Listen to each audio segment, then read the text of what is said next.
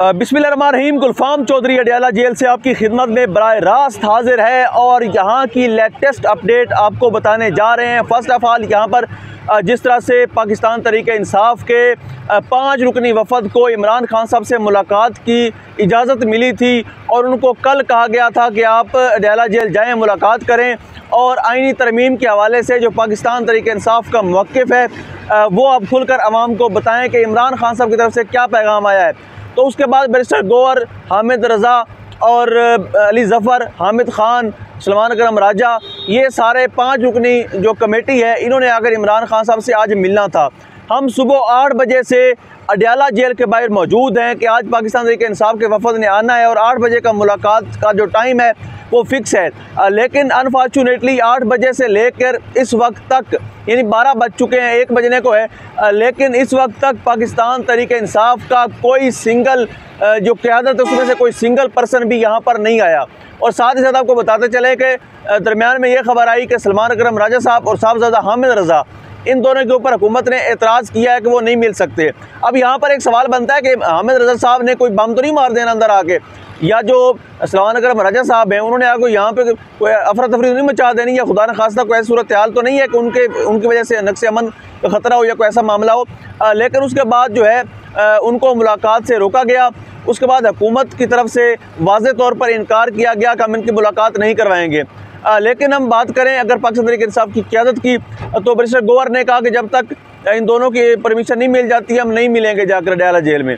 तो उसके बाद वो मिलने नहीं आए, यानी अगर वो मिलने आ जाते तो कम अज़ कम जो बहुत सारे सवालात थे पाकिस्तान तहरीक इंसाफ की क़यादत के, वर्कर के और पूरे पाकिस्तानियों के कि आया इमरान खान अडियाला जेल में हैं या नहीं। पहला सवाल, इमरान खान साहब की सेहत कैसी है। दूसरा सवाल, इमरान खान अडियाला जेल से कहीं शिफ्ट तो नहीं किया जा चुका। ये तीसरा सवाल। ये सारे के सारे सवालों के जवाब मिल सकते थे अगर पाकिस्तान तहरीक इंसाफ की क़यादत यहाँ पर आ जाती और अगर पाकिस्तान तहरीक इंसाफ की क़यादत का कोई बंदा यहाँ मुलाकात कर लेता। लेकिन चूँकि वो मुलाकात के लिए यहाँ पर नहीं आए, उन मुलाकात के बाद अभी जो लेटेस्ट अपडेट है, साकिब बशीर साहब ने ट्वीट भी किया है कि 25 अक्टूबर तक इमरान खान साहब समेत तमाम कैदियों की मुलाकात के हवाले से पाबंदी लगा दी गई है। 25 अक्टूबर तक कोई बंदा मुलाकात नहीं कर सकेगा। तो ये एक और मौका जो पाकिस्तान तहरीक इंसाफ की क़यादत को मिला था वो उन्होंने गंवा दिया है। उन्होंने इमरान खान साहब से मुलाकात नहीं की और मुलाकात ना करने के बाद एक नया फ़ैसला जो हुकूमत की तरफ से आया और जेल हुकाम की तरफ से आया कि उनकी जो है वो मुलाकात नहीं होगी। अब 25 अक्टूबर तक तमाम मुलाकातें जो हैं वो बंद कर दी गई हैं।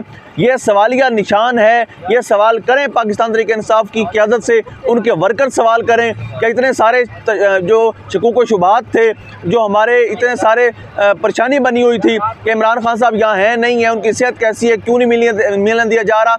तो ऐसी सूरत हाल के अंदर जब मुलाकात की इजाज़त मिल चुकी थी तो वो क्यों नहीं मिले। दूसरी बात, अभी वो अडियाला जेल में नहीं आए, लेकिन वो मौलाना के घर चले गए। लेकिन ट्विटर के ऊपर शेख वकास अकरम जो सेक्रेटरी जनरल हैं, जो तर्जमान हैं, उन्होंने एक ट्वीट किया कि जी हमारा वफद वहाँ पर मौजूद है लेकिन उन्हें मुलाकात नहीं करने दी जा रही, जो सरासर झूठ था। यहाँ पर कोई वफद पाकिस्तान तहरीक इंसाफ की तरफ से नहीं आया, कोई भी बंदा अडियाला जेल मुलाकात के लिए नहीं आया। लेकिन अगर हम सोशल मीडिया की बात करें तो सोशल मीडिया के ऊपर अपने वर्कर से हमदर्दियाँ लेने के लिए और आम आवाम में एक बयानिया बनाने के लिए कहा जा रहा है कि जी वफद गया, उनकी मुलाकात नहीं करने दी जा रही। यहाँ पर पाकिस्तान तहरीक इंसाफ का कोई वफद नहीं आया, किसी ने किसी किस्म की मुलाकात की कोई कोशिश नहीं की। जितने भी ख़बरें आप ट्विटर पर देख रहे हैं ये सारी की सारी फेक हैं। कोई भी यहाँ पर मिलने नहीं आया, वो यहाँ की बजाय मौलाना साहब के घर चले गए हैं। पाकिस्तान तहरीक इंसाफ की क़यादत में से कोई बंदा भी, बैरिस्टर गौहर हों, सलमान करम राजा हों, सलमान करम राजा साहब को तो वैसे ही इजाज़त नहीं थी, उनके अलावा जो बंदे भी इस वक्त सीनियर क़यादत में से हैं जिनको इजाज़त थी वो भी यहाँ पर मिलने नहीं आए। अब जो है मुलाकातों पर पाबंदी लगा दी गई है 25 अक्टूबर तक, यानी जब तक तरमीम का प्रोसेस मुकम्मल नहीं हो जाता तब तक तमाम तर मुलाकातें अडियाला जेल में बंद रहेंगी। किसी किस्म की कोई मुलाकात भी नहीं होगी। और पीटीआई की लीडरशिप जिनको कल हुकूमत ने ट्रक की बत्ती के पीछे लगाया था कि कल आपकी मुलाकात करवाई जाएगी और कल आप खान साहब से मुलाकात करेंगे, उनसे मशवरा करेंगे कि आईनी तरमीम के हवाले से आप जो है वो क्या चाहते हैं। तो इसमें एक सादा सा सवाल है कि अगर हुकूमत इतनी सिंसेयर होती, अगर हुकूमत आपके साथ इतनी संजीदा होती, अगर हुकूमत आपके साथ इतनी अच्छी होती, इतनी बाअखलाक होती और आपके साथ ये मिलकर चलना चाहती होती, तो इमरान खान साहब की मुलाकातों पर पाबंदी ही क्यों लगाई जाती।